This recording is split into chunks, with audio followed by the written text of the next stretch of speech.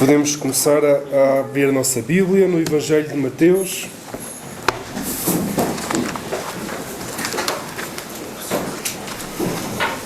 Nós chegamos esta manhã ao capítulo 12, a partir do versículo 15.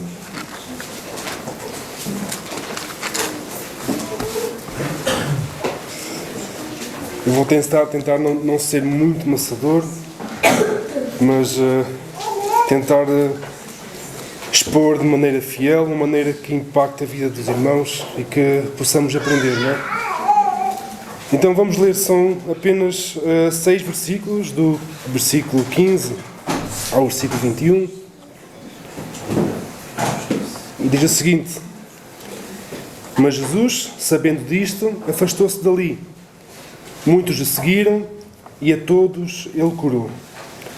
Advertindo-lhes, porém, que não expusessem a publicidade, para se cumprir o que foi dito por intermédio do profeta Isaías. Eis aqui o meu servo que escolhi, o meu amado, em quem a minha alma se compraz. Farei repousar sobre ele o meu espírito, e ele anunciará juízos aos gentios. Não contenderá, nem gritará, nem alguém ouvirá nas praças a sua voz.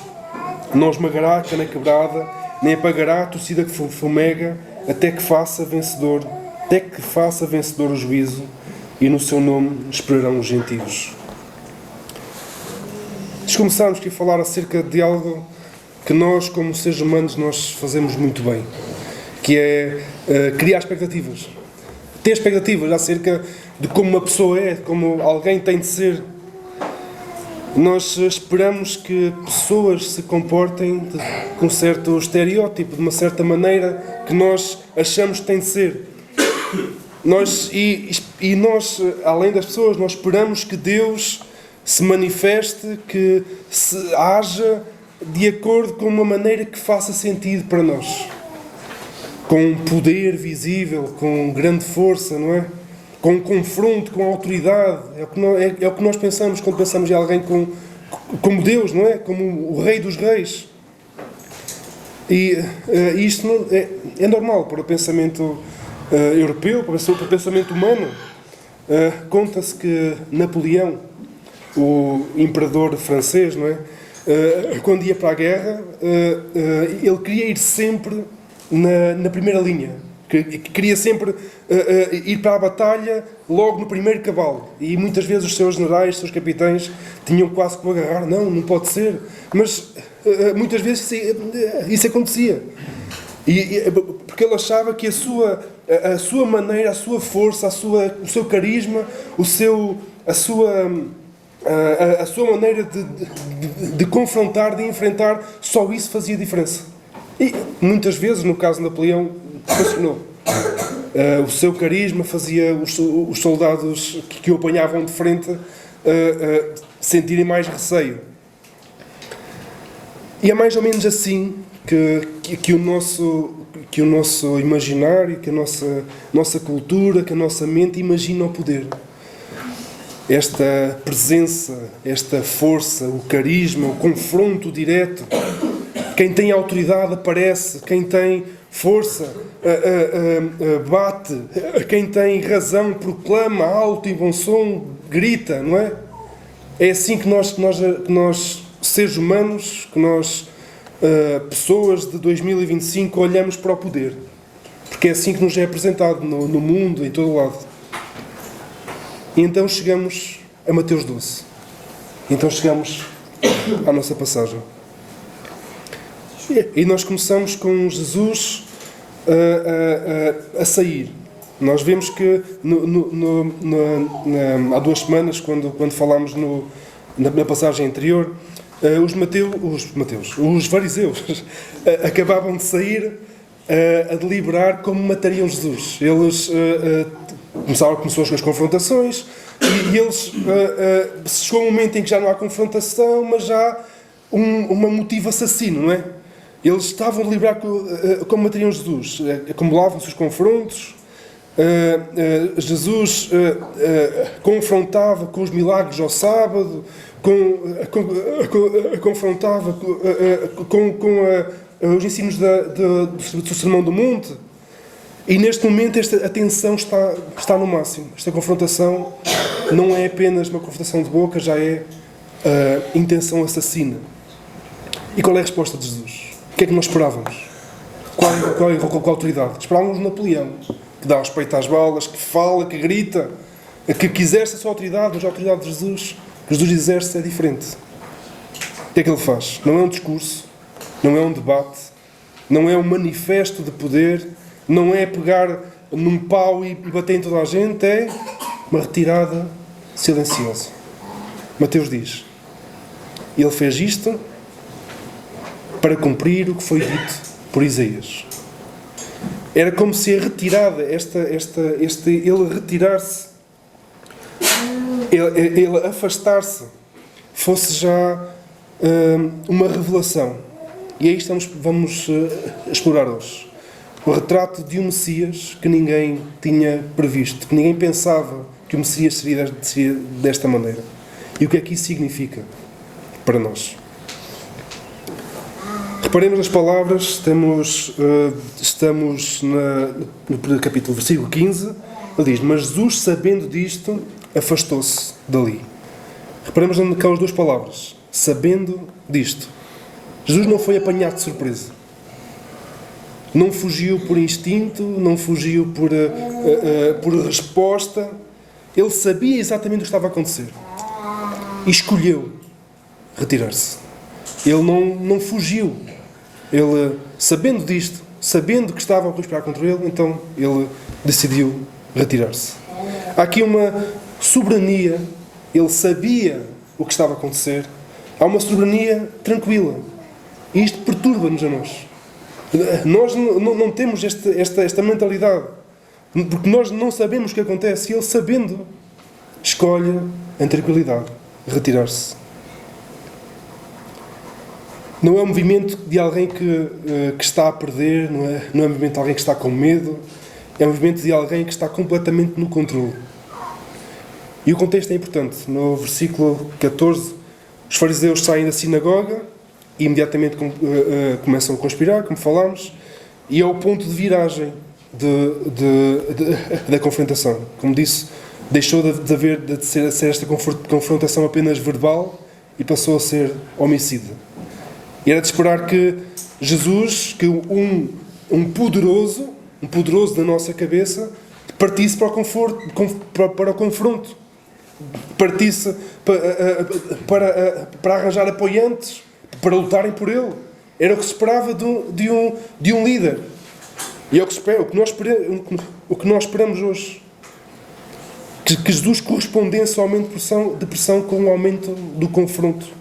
E em vez disso, sabendo disso, ele decide, não, eu não sou um líder como esse. Não vim para isso. Decide afastar-se. E notem, ele não afasta-se e esconde-se. Podia ser o caso, não é? Podia ser o caso de, ok, vão-me matar, vou fugir. Vou agarrar num avião, num barco, em qualquer sítio e vou fugir e vou-me esconder. Jesus não faz isso. Ele afasta-se, não é para se esconder. Ele afasta-se, mas as curas continuam. Ele afasta-se, mas continua a trabalhar. Afasta-se da confrontação, mas não abandona as pessoas. A compaixão de Jesus não faz uma pausa. O ministério de Jesus não para. Apenas o palco muda das sinagogas, da confrontação com os fariseus, e vira-se para os espaços abertos onde as multidões o esperavam. Isto já nos diz muito acerca do caráter do Messias. Ele não serve as pessoas, não se serve das pessoas com agendas políticas, agendas militares, como nós poderíamos pensar. Ele fugiu, saiu, foi-se preparar, foi arranjar pessoas para poder a confrontação. Não. Ele mantém a sua agenda de compaixão. Ele serve as pessoas porque essa é a natureza do líder, do verdadeiro Messias. E depois vem no versículo 16, depois das curas continuarem, vem esta ordem surpreendente. E uma ordem que não cabe nas nossas cabeças. Que diz, versículo 16, advertindo-lhes, porém, que não o expusessem à publicidade. Pensamos no que isto significa. Em sentido prático. Imagina que somos nós acabamos de ser curados. Acabei de ser curado de uma doença que eu carregava há anos. Imaginem, sou cego, sou surdo, sou coxo de uma perna e de repente o meu corpo está diferente. Consigo ver perfeitamente, consigo ouvir perfeitamente, falo perfeitamente, deixo de gaguejar, deixo de cochear. E o homem que fez este milagre disse: não contes. Isto é completamente contra a natura. Ele tem os fariseus a querer matá-lo. Ele, supostamente, o que é que ele podia fazer? Vou curar o máximo que eu conseguir para estas pessoas ficarem do meu lado para me ajudarem. Ele diz: não. Eu curo por causa da minha compaixão. Não é para me proteger de nada. Eu curo porque te amo. Eu curo porque essa é a minha função, porque essa é a minha missão. Por isso, cala-te, para eu continuar a curar. Para nós, em 2026, isto parece-nos um desperdício, não é? Desperdício de estratégia viral, monumental, não é? No mundo de redes sociais, no mundo de testemunhos virais, no mundo de CMTVs e RTPs e o Caneco e todas as TVs que existem, crescimento orgânico, não é? Que a gente ouve falar, calar um milagre é impensável. É completamente fora do que nós achamos que alguém com força, alguém com popularidade deveria fazer. Este seria exatamente o tipo de história que qualquer movimento faria para se expandir. Mas Jesus não está a construir campanha. Jesus não está a construir um exército. Jesus não está a trabalhar segundo o calendário, segundo as expectativas de ninguém. Não está a trabalhar segundo o calendário que nós pensamos que ele deveria fazer.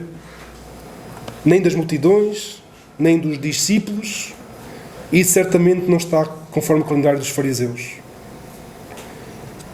O seu tempo, o tempo de Jesus, obedecia ao calendário do Pai, não às expectativas humanas. E é algo um bocado mais sutil aqui. A palavra onde nós temos advertindo-lhes no original é um bocadinho mais forte. Parece que advertindo-lhes é tipo aconselho-os a não fazer isso, não é? A palavra que é usada é do mesmo verbo. Eu devia ter escrito a palavra, só que já não me lembro de qual era a palavra, mas a palavra é a mesma palavra que Jesus usa quando repreende demónios. É uma ordem. Não é uma sugestão. Olha, não digas a ninguém. Eu digo, não digas. Eu repreendo para que não digas. Cala a tua boca. Não é um pedido educado para não divulgar. É a autoridade aplicada deliberadamente. Com a firmeza com que silencia tempestades e expulsa demónios, ele controla tudo o que é parte do seu ministério. Tudo o que é parte, o quê, quando e como. Jesus faz questão, Mateus faz questão de sublinhar que nada disto foi acidente. Que ele não fugiu por acidente, que ele não cura por acidente, que ele não anda com os desfavorecidos por acidente, que ele não quer refriar a sua popularidade por acidente. Não, Mateus diz que ele faz isto. Para quê? Para se cumprir o que foi dito por intermédio do profeta Isaías. A retirada, o silêncio, a ordem do segredo, tudo encaixava num plano eterno, não num plano humano. E esse plano traçado séculos antes, que nem os seus discípulos, que supostamente deveriam conhecer a palavra, conseguiam ver com clareza. Há aqui um princípio que atravessa toda a Escritura. Deus age segundo o calendário próprio. E podemos pensar que ele pode não ter sido dado a ver na totalidade. Mas temos de ter a certeza que Deus não é lento. Deus é soberano sobre o tempo. de formas que a nossa perspectiva limitada, parcial, não consegue entender. O que é que isto muda para nós? Quantas vezes nós achamos que alguma coisa na nossa vida que achamos que Deus deve agir já? Deus já devia ter agido antes de eu sequer estar a passar por isto. Que Deus devia confrontar a injustiça já. Nós estamos debaixo do jugo do mundo, a injustiça sobre nós que pensamos, Deus, age já, livra-me já, livra-me agora de forma inequívoca e definitiva. E nós pensamos que o silêncio de Deus numa situação difícil é a prova de que Ele não existe, é a prova de que Ele está ausente, é a prova que Ele tem alguma indiferença pela nossa vida. Mas Jesus mostra ao contrário. Jesus retira-se quando os fariseus conspiram. O Pai não intervém quando o Filho está crucificado. O Espírito não produz o crescimento imediato em cada semente que nós plantamos. E nós interpretamos isto como falha, como lentidão, como indiferença de Deus. Mas o silêncio de Jesus não é inação. O silêncio não é indiferença. A demora não é lentidão. É a fidelidade a um plano maior. É a fidelidade a um plano que já está traçado desde a antiguidade. E um plano que nós não conseguimos ver na totalidade, mas Deus conhece. E isso deve produzir em nós, na dificuldade, na ansiedade, deve-nos produzir em nós confiança. Não nos deve produzir ansiedade porque não vemos Deus agir, mas deve-nos produzir ansiedade porque Deus tem tem as suas coisas determinadas.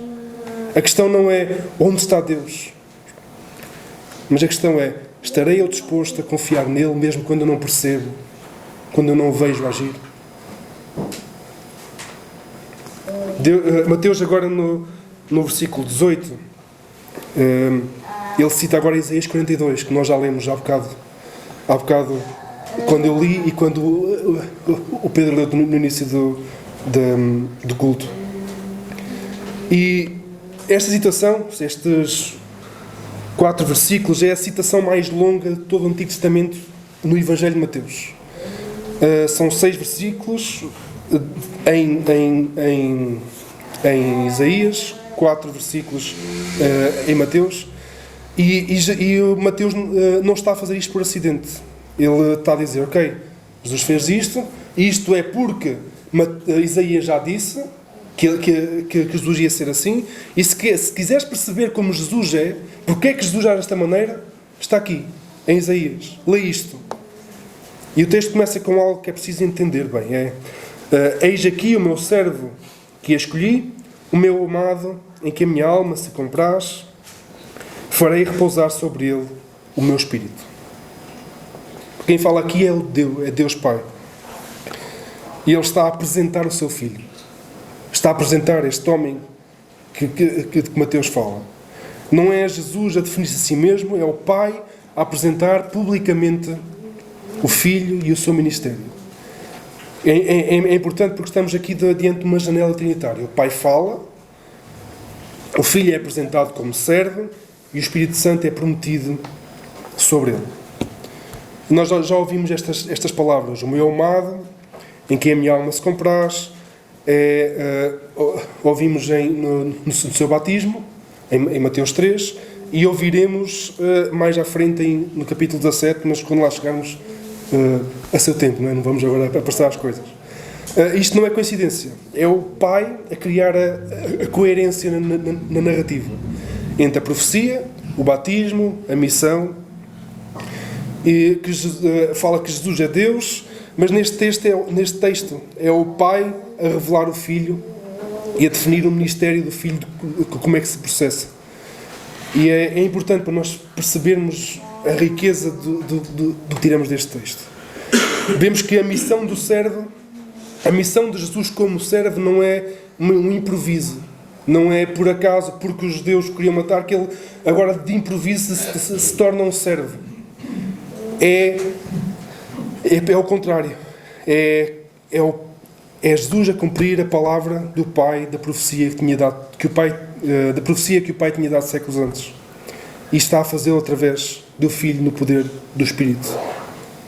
E agora andamos pelo relato e é aqui que começamos a ficar mais desconfortáveis. Ele diz, então este servo a quem Deus apresenta, este líder, este Messias, o que é que ele é? O que é que ele fará? Virá com guerra? Virá com grito? Exatamente o contrário. Este não contenderá. Não fará guerra. Este não gritará. Nem alguém ouvirá nas praças a sua voz. Ele não vai andar pela televisão, pelas redes sociais, por todo o lado, a apregoar. Não vai andar de espada na mão a expulsar os romanos. Não. Ele não contenderá. Ele não gritará. Ninguém ouvirá a sua voz nas praças. Sem confronto bélico, sem discursos demagógicos, sem retórica do poder, sem aquela força toda que os judeus pensavam que iria vir. Agora fazer uma pergunta direta a cada um de nós. Se nós fôssemos imaginar, desenhar o Messias ideal, o Salvador do mundo, o Rei dos Reis, que características é que nós lhe dávamos? Não é exatamente estas que eu acabei de falar? Força, carisma, poder, espada na mão, mão fechada nas praças, uma pessoa que agregasse toda a gente, capacidade de argumentar e vencer qualquer debate, esta autoridade que se impõe, que ninguém questiona, uma coragem de enfrentar o mal de frente como o Napoleão. Era este o Messias que nós pensamos, que se fôssemos nós a decidir era mesmo assim. E era este Messias que os judeus buscavam, que os judeus esperavam, um líder davídico, que viesse com exército, que expulsasse tudo, que restaurasse Israel a um lugar de honra e de glória. E como vimos, nós não somos muito diferentes deles. Nós achamos que sim, porque temos a revelação completa. Achamos que sim, porque já sabemos que Jesus ressuscitou. Achamos que sim, porque temos 2000 anos de história cristã, de teologia, e achamos que não cometeríamos o mesmo erro, que olharíamos para Jesus e dizíamos, não, é assim que Jesus vinha. Mas cometemos o mesmo erro. Porque nós temos a tendência de criar um Deus à nossa imagem.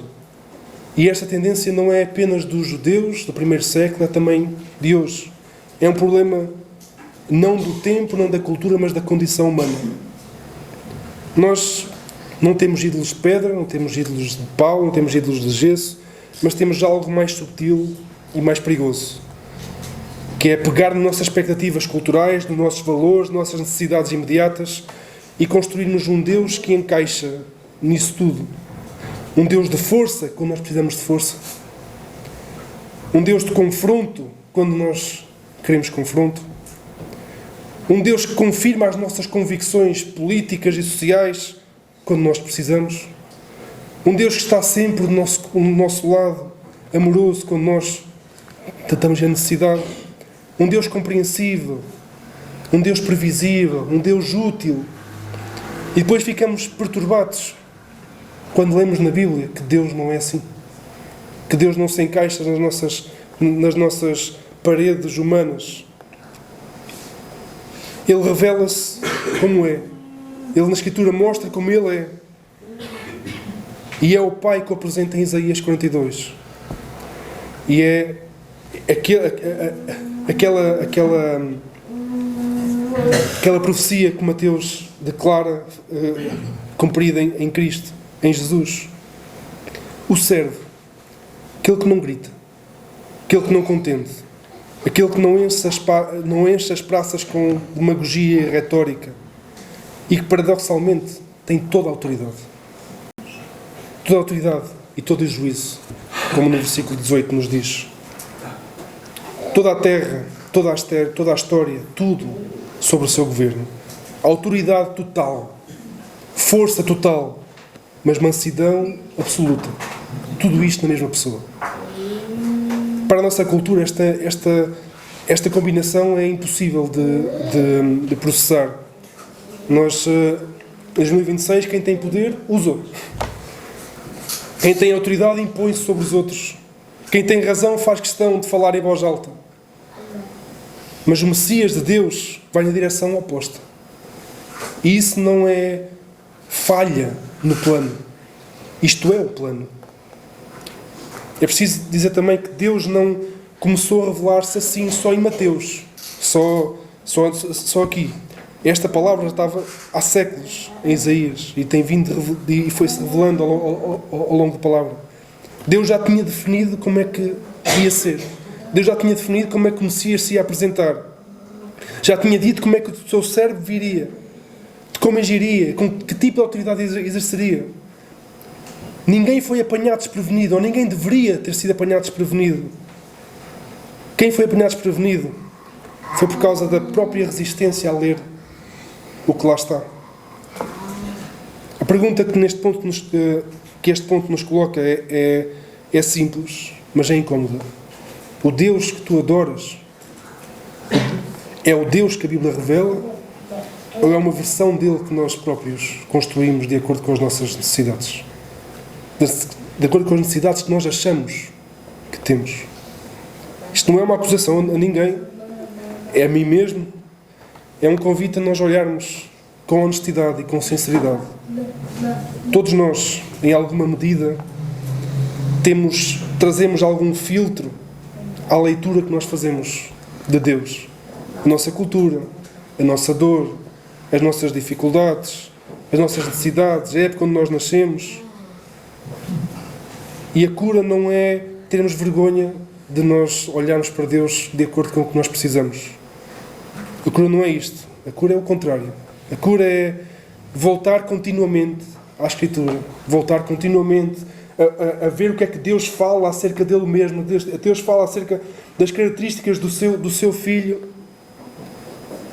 Continuamente ir à Escritura e deixar que ela defina quem Deus é. Porque só quando paramos de moldar Deus às nossas necessidades, segundo os nossos desejos, é que começamos a conhecê-lo como Ele realmente é. E chegamos ao coração emocional deste texto. O servo que veio para os quebrados. E Mateus apresenta, Isaías, mas aqui em Mateus, apresenta duas imagens simples do cotidiano e carregam um peso imenso. Então, estamos no versículo 20, diz: não esmagará a cana quebrada, nem apagará a torcida que fumega, até que faça vencedor o juízo. A cana quebrada. Todos nós conhecemos uma cana, um caule, alto, oco. Existem nos rios, nos lagos, ali na ria, e é usado para muita coisa. E antigamente, no primeiro século, era muito mais. Era usado como instrumento de medida, alguém media e ia de ponto a ponto. Era usado como apoio na construção. Era usado para guiar o gado. Mas esta cana, as canas têm uma característica, é a sua fragilidade. Bate, aquilo dobra, nem parte, nem fica muito bem dobrado no mesmo sentido, fica com os fios agarrados, não é? A gente faz assim, aquilo fica tudo bambo.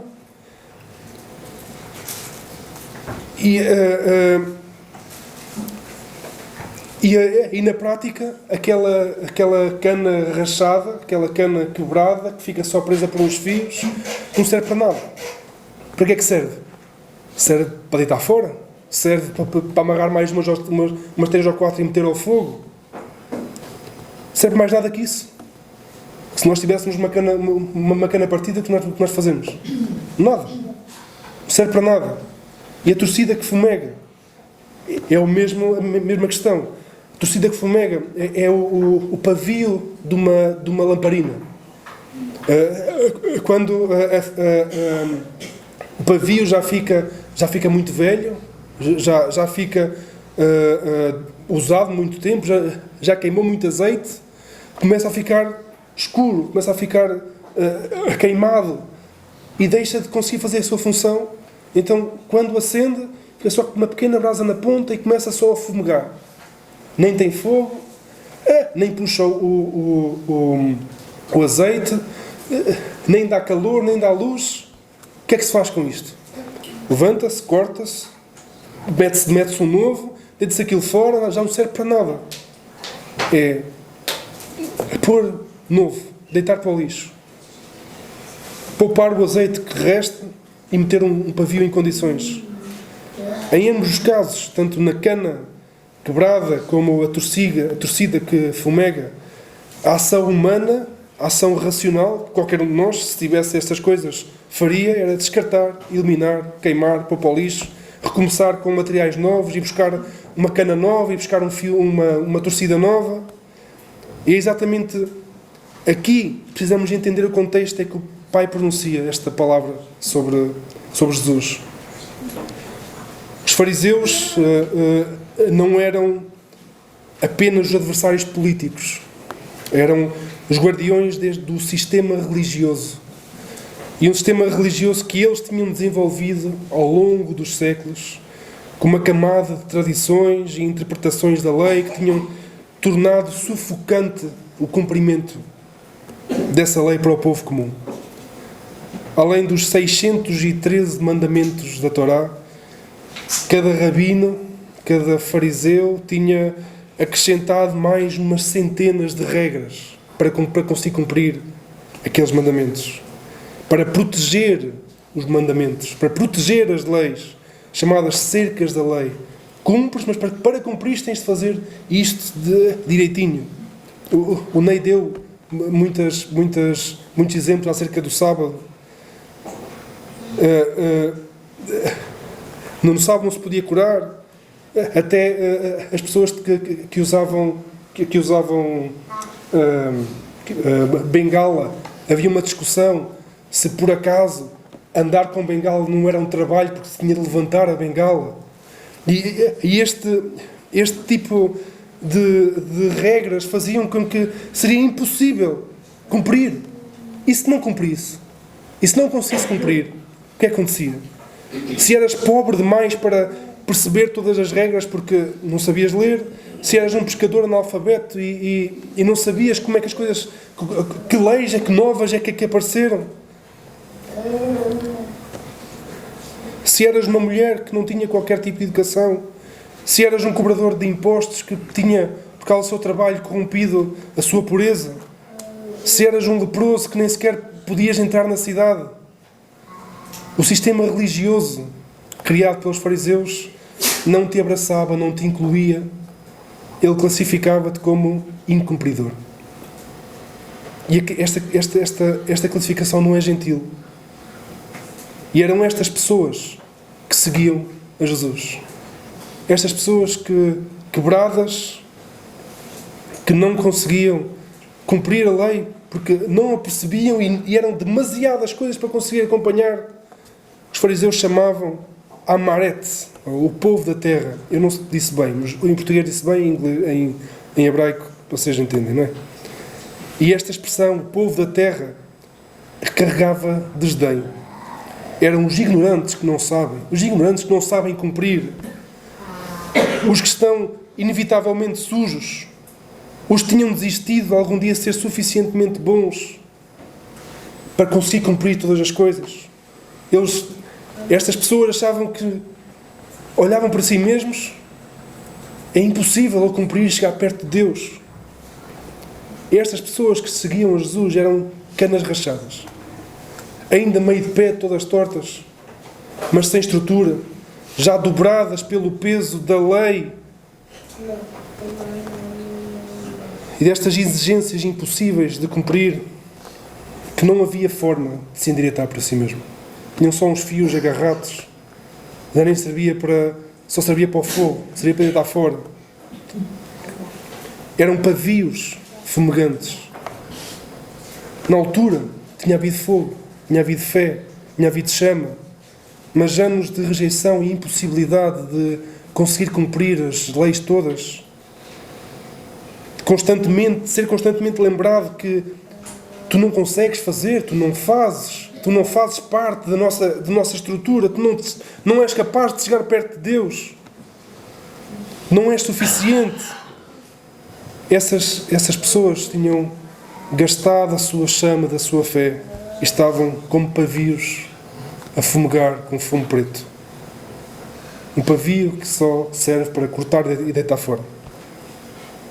E o Messias, este Messias que vem a estas pessoas e não vem mais com uma lista de requisitos, não vem mais com uma lista de leis e regrazinhas, não vem mais com testes de pureza, não vem perguntar se cumpriram as 39 subcategorias do sábado. Ele vem exatamente para estas pessoas. Este que não esmaga esta cana rachada, que não apaga a torcida fumegante. É por causa destes que ele se afastou da sinagoga e foi ter com as multidões nos campos abertos. É para estas que cura sem perguntar primeiro se merecem. E há uma frase que não podemos deixar escapar no versículo 19. Até que faça vencedor o juízo. Esta missão não é uma gentileza temporária. Não é uma concessão pontual para os mais fracos. O servo persiste até que o juízo se faça vencedor. Até que a justiça de Deus se cumpra completamente. Até que a restauração seja total. Ele sustenta a cana rachada. Ele não a deixa sempre fraca. Ele pega nos fios e mete-os direitos. Até o dia em que ela será restaurada. Ele mantém o pavio aceso, não o corta, não para sempre fumegante, mas faz com que a chama volte a arder. Então, o versículo 21 abre o horizonte.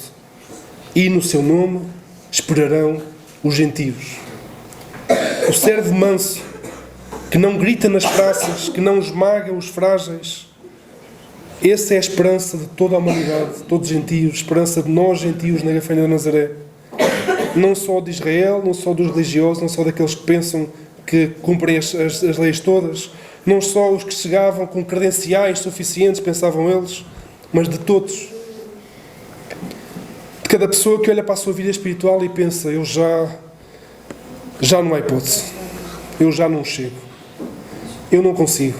Eu estou aqui todo torto, parece uma cana partida. Eu estou aqui todo consumido com a minha cabeça em água porque eu não consigo corresponder ao que eu acho que Deus quer de mim. A mansidão do Messias não vem para acabar para deitar fora estas canas e estes pavios. A mansidão é o limite da sua missão. É a forma da sua missão. E há duas direções de aplicação aqui. A primeira é cada um de nós, pessoal. Se nós nos reconhecemos como uma cana rachada, ainda em pé, mas por pouco, ainda assim meio torto, ou como um pavio a fumegar, ainda vivo, mas com dificuldades em viver esta fé, este texto foi escrito para ti. Não para te confrontar com falsas promessas, não para te dizer que tu consegues, se fizeres isto consegues, mas para te dizer que o Messias que veio à terra não te olha com os olhos dos fariseus religiosos, não te olha com os olhos humanos de pegar em ti e deitar-te fora. Ele não te avalia pela chama que já não tens. Ele vem exatamente para onde estás, para te manter aceso, para pegar nessa chama que não arde e botar lume. A segunda aplicação é eclesial. A questão que a Igreja, de cada geração, de cada tempo, nós hoje temos de fazer é os frágeis, os que já quase não têm fé, os que já chegam dobrados, sentem-se esmagados no meio de nós.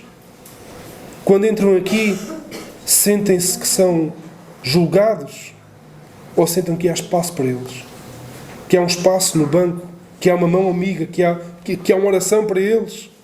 O servo não esmaga e a sua igreja não esmaga. O seu povo deve refletir sobre isso. Para concluir, Deus tem o seu próprio tempo. Primeiro ponto que falamos. Silêncio de Jesus não é ausência.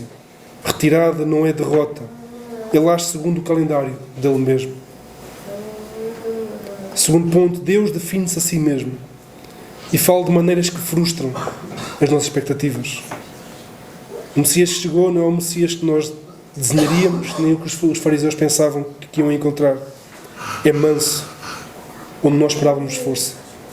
É silencioso, onde nós esperávamos confronto. Tem autoridade total, mas exerce-a em forma de serviço. Terceiro ponto, este Messias veio para os quebrados, para os que não têm chama, para os que se sentem inúteis para o reino. Ele não vem esmagar, vem sustentar, vem restaurar, vem conduzir até o dia em que o juízo se faz vencedor. Como é que este servo agiu? Não chegou com o poder que nós esperávamos, não chegou ao poder que os humanos esperavam, não gritou, não esmagou, veio dos altos céus, tomou a forma de servo e morreu.